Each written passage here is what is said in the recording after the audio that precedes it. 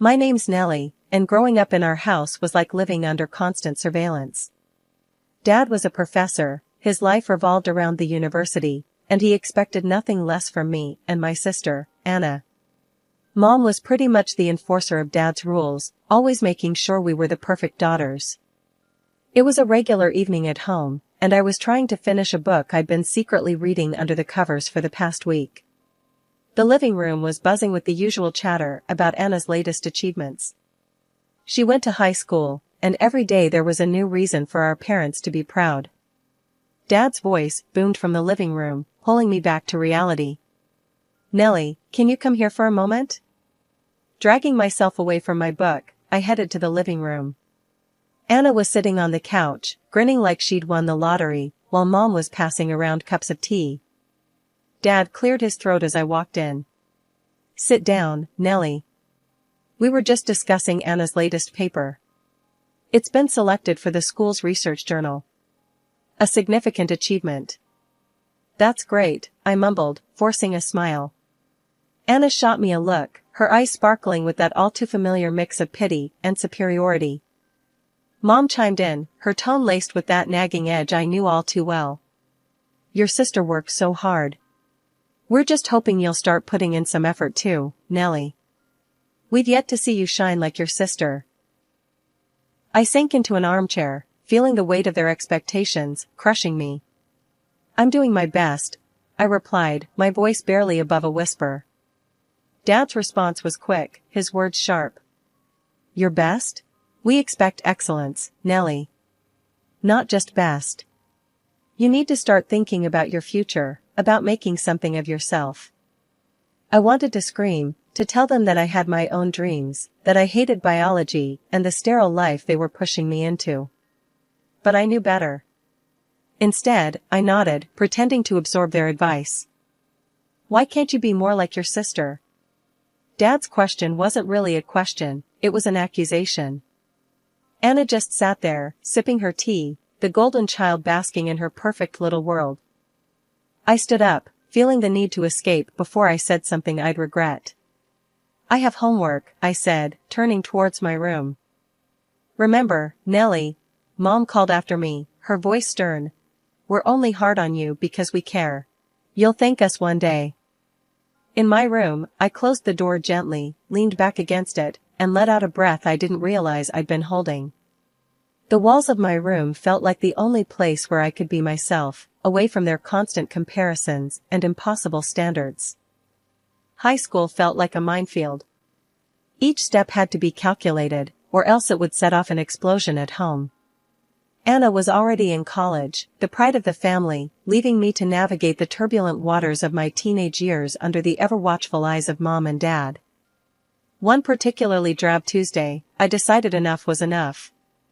If I had to play the part of the obedient daughter, I was at least going to find small ways to make it bearable.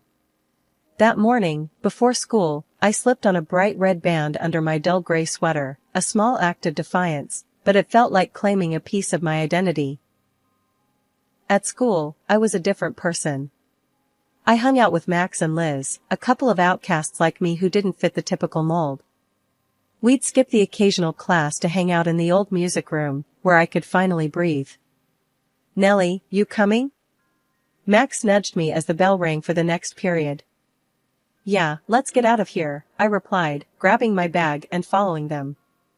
We settled into our usual spot, and I pulled out my hidden headphones, ready to drown in some music that Mom and Dad would never approve of. Liz watched me, an eyebrow raised. "Still hiding that stuff from your folks?" she asked, her tone a mix of amusement and pity. "Yeah, Dad would flip if he knew I was into punk rock. You know how he is about proper influences and all that crap," I muttered, fiddling with the headphone cord. Max laughed, shaking his head. "Man, your parents are something else. How do you stand it?" "I don't know. I just do what I have to do, I guess. Keep my head down, mostly." The conversation drifted away from me as I lost myself in the music, the lyrics pumping me up, giving me a dose of courage I desperately needed. Later that week, I decided to take an even bolder step. I'd been saving up for my part-time job at the local bookstore, a job Mom and Dad barely approved of, and bought a pair of ripped jeans. Hiding them in my bag, I changed at school on Friday, ready to feel a little more like myself. Walking home in those jeans felt exhilarating, but as I turned onto our street, my heart sank. There was Dad, waiting at the front door, arms crossed. Panic set in. I had forgotten he was home early on Fridays. "What on earth are you wearing, Nellie?" His voice was calm, but the disapproval was clear as day. "They're just jeans, Dad. Everyone wears them," I said, my voice small, bracing for the storm. "They are not just jeans. They are a statement, and not one we approve of.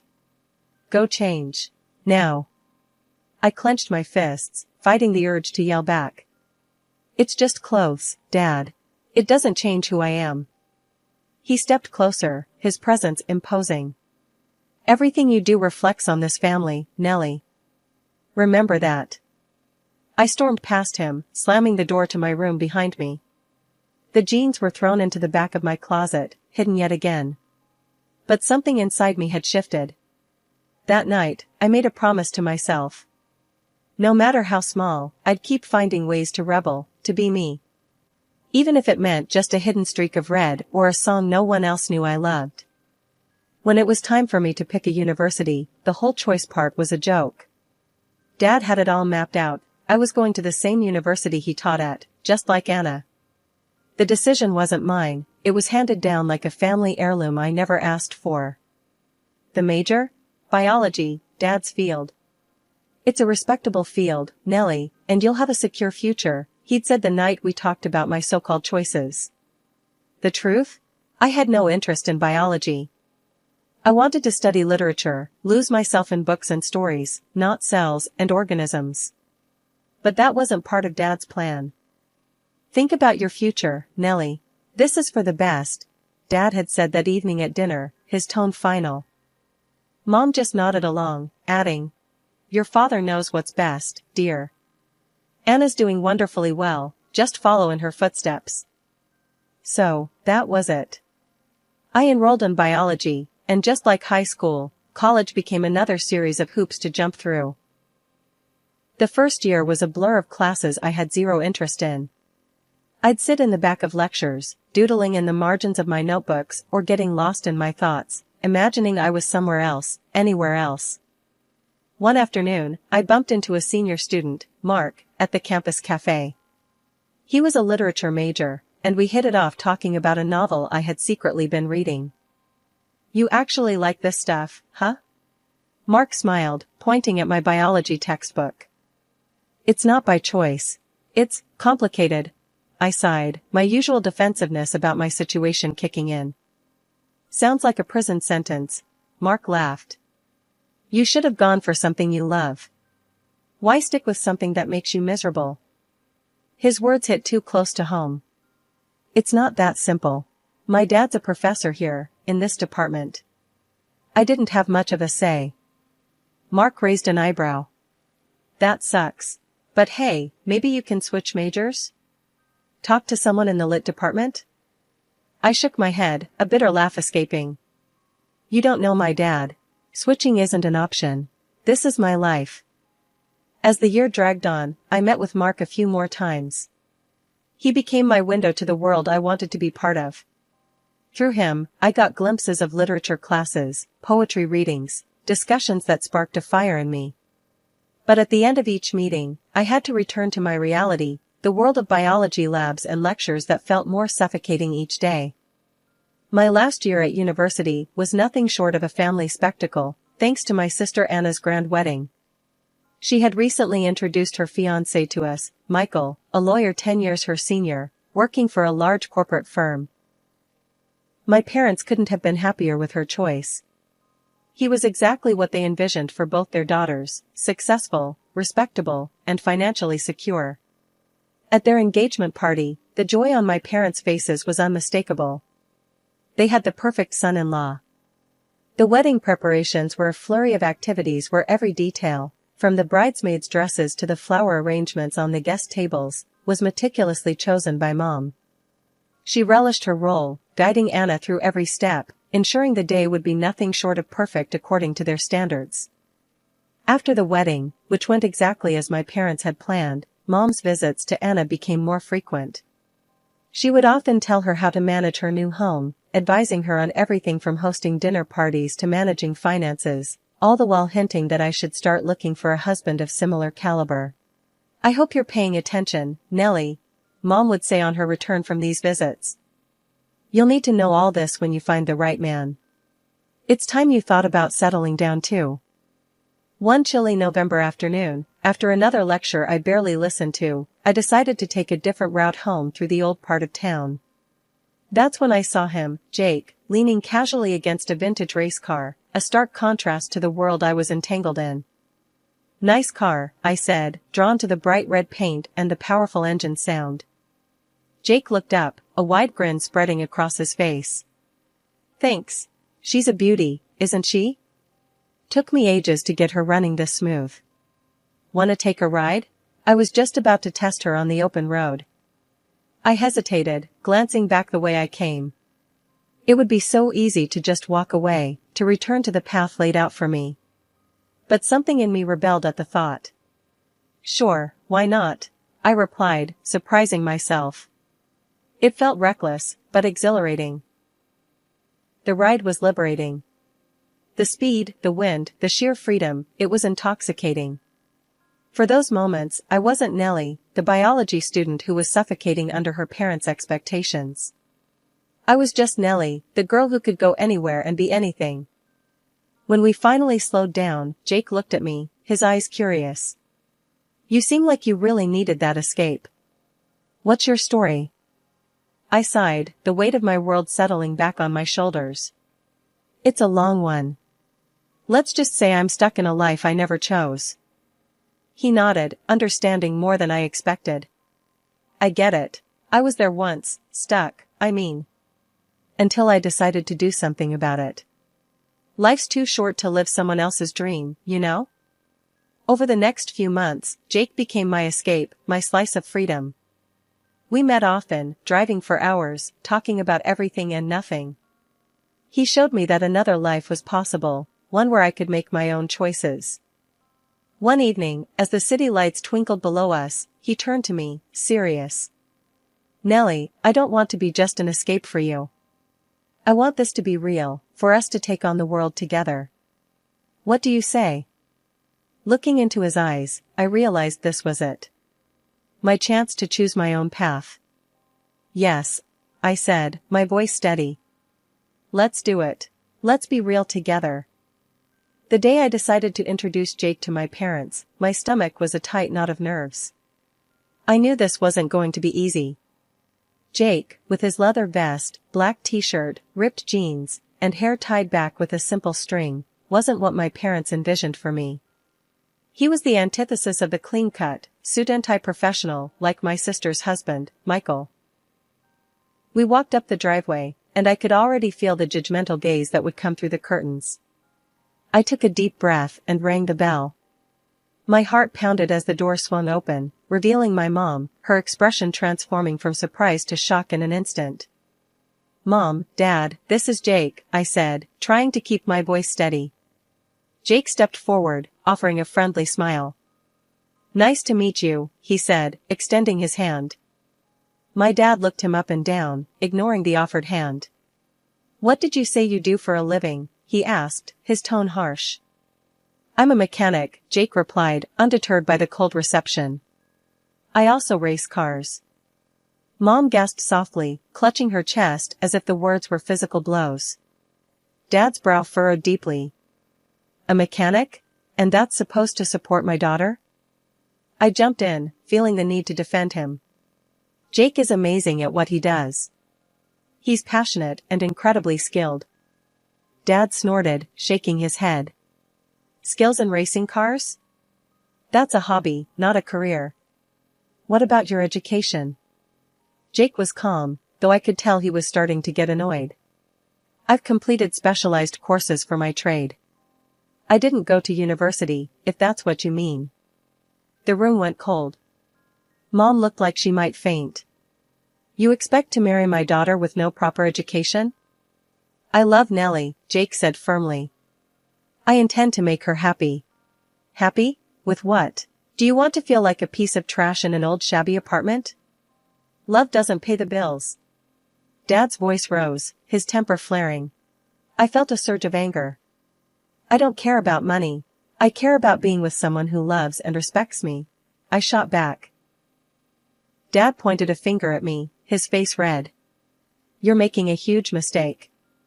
I won't allow it. We do not give our blessing to this farce. Mom's voice was shrill, panicked. You're not thinking clearly, Nellie. This isn't you. It's exactly me. This is who I am. Jake makes me happy, far more than any lifestyle you wish I had, I argued, my voice rising to match theirs. Dad was adamant. If you choose this man, you choose him over your family. We won't support this. If you leave with him, don't think you can come back. I took a deep breath, my decision clear. I choose us, Jake. I choose freedom and happiness, even if it means losing them. Mom burst into tears, and Dad's voice was cold as ice. Go then. And when he leaves you, don't come crawling back to us. I grabbed Jake's hand, pulling him toward the door.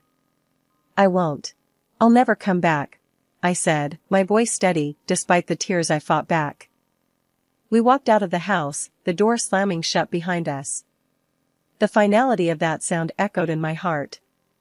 I had chosen my path, and as we drove away, I felt a mix of heartbreak and relief. The day of our wedding was bittersweet. I had secretly hoped that maybe, just maybe, my parents or Anna and her husband would show up, or at least send a card. But as the day went on, it became clear they wouldn't be part of it. The silence from their end was deafening, yet as I stood there exchanging vows with Jake, I felt a profound happiness that overshadowed the disappointment. After the wedding, life with Jake felt like a whirlwind of happiness and new beginnings. His passion for cars and his talent as a mechanic led him to pursue further training, specializing in servicing high-end, luxury cars. His reputation grew, and soon he opened his own company. It was a risk, but it paid off. Looks like all your hard work is really paying off, I told him one evening as we reviewed the company's growth charts. His face lit up with that smile that always made me melt. It's our hard work, he corrected me with a wink. Couldn't have done it without my top-notch dispatcher and business manager. Our personal life was equally rewarding. Jake's mom, who lived not too far from our new house, became like the family I had lost. She embraced me wholeheartedly, calling me her daughter, filling a void I hadn't realized was so profound. You're more of a daughter to me than an in-law, she would say, her warm embraces making me feel cherished and accepted. We would often have her over for dinner, or spend weekends together, exploring local markets or just enjoying each other's company. On weekends, Jake and I indulged in our shared passion for nature. We'd drive out in one of the sleek cars from his shop, always returning it spotless, of course, and find new trails to explore or quiet lakes to picnic by. These moments, away from the buzz of daily life, were our little slices of paradise. As our first anniversary approached, we decided to host a small celebration at our home. I handled the invitations, a pang of sadness hitting me as I realized I wouldn't be sending any to my family. Instead, I focused on the friends and the new family we had formed, those who had supported us and cheered us on every step of the way. Life had settled into a comfortable rhythm. Jake and I were happily running our business, and our days were filled with a sense of accomplishment and contentment. My mother-in-law, who lived nearby, was a frequent visitor and had become like a second mother to me.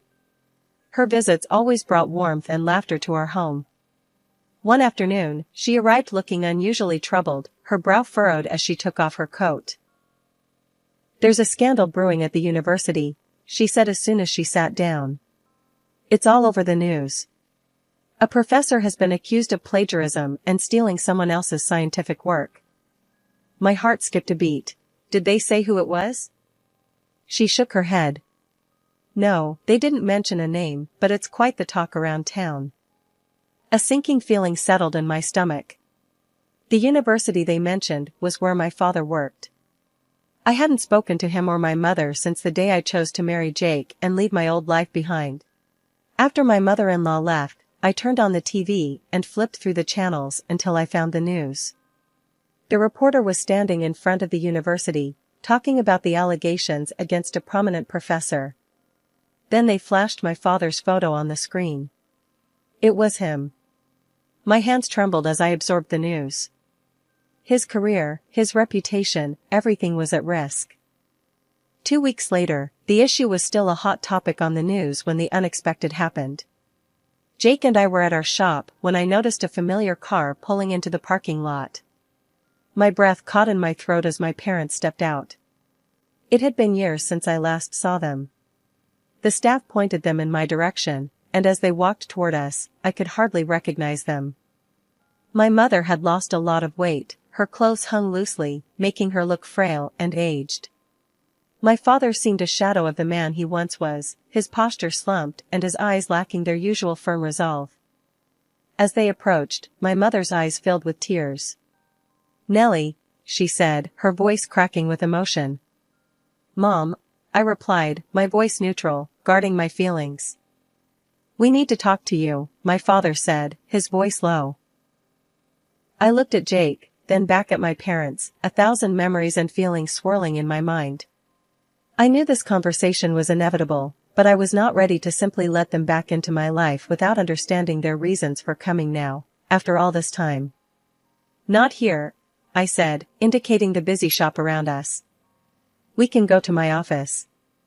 They nodded, and we walked to the small building next to the garage where I handled the administrative work. Inside, I offered them seats, but the air between us was thick with unsaid words and years of separation. Sitting across from my parents in the cramped confines of my office, the air felt thick with unsaid things and old grievances. My father's face was stern, etched with lines of stress and anger, while my mother appeared worn and anxious. "It was hard finding you, Nellie," my mother started, her voice quivering slightly. We've been through so much." My father's voice was gruff, his usual warmth missing. "I've been accused of plagiarism and theft of scientific work, unfairly. I reached out to your sister's husband for help, thinking family would provide support without trying to make a profit from our misfortune." I raised my eyebrows, waiting for him to continue. "He wanted to charge an exorbitant fee," Dad continued, his tone sour. "Your sister sided with him, choosing her husband over her own family. So, we had no choice but to disown her." There was a cold irony in his words, a mirror to the past when they had turned me away for choosing Jake. "And now you come to me?" I asked, unable to keep the bitterness from my voice. "Yes," he said bluntly. "We need a place to stay. We've had to sell the house to cover legal fees. We have nowhere else to go." I couldn't help but laugh, a short, harsh sound that filled the small office. "You disowned me, remember? You literally cursed me, wishing I'd fail and come crawling back."